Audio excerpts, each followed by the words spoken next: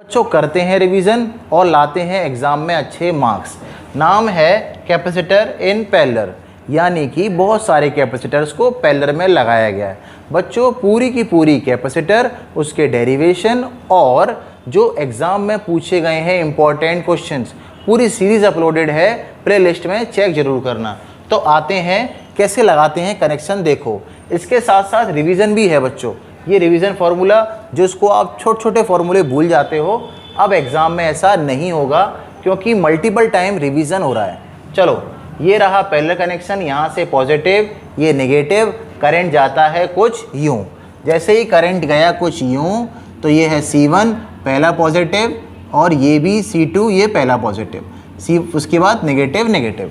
मतलब जैसे ही करंट गया पहली प्लेट पॉजिटिव, इधर भी जाएगा पॉजिटिव और नेगेटिव नेगेटिव, यानी दोनों पॉजिटिव यहाँ कनेक्टेड हैं, दोनों नेगेटिव यहाँ कनेक्टेड हैं। ऐसे कनेक्शन को कहते हैं पैरेलल कनेक्शन, जिसमें चार्ज फ्लो होता है अलग अलग, चार्ज कांस्टेंट नहीं होता है, पोटेंशियल कांस्टेंट होता है।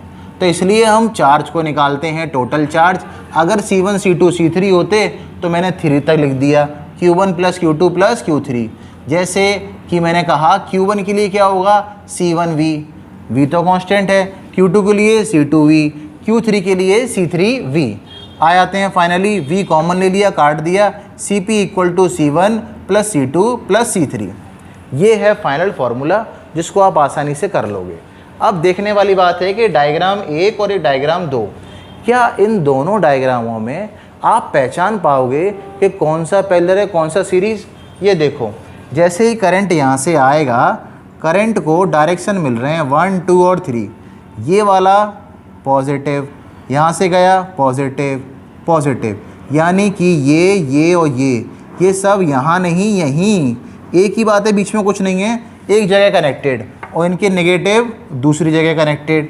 ये रहा नेगेटिव, तो ये 1 2 3 ये तीनों पैरेलल में हैं।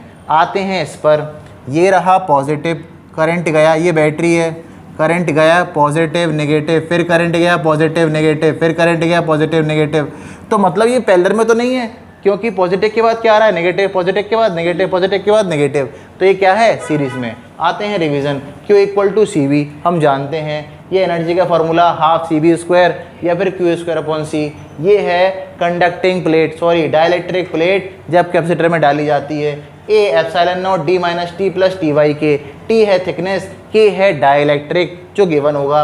ये है डायमेंशनल फार्मूला, MCQ में कई बार पूछा गया है, M-1 L-2 T4 A⁴ A है एम्पियर। ये है कंडक्टिंग प्लेट जिसमें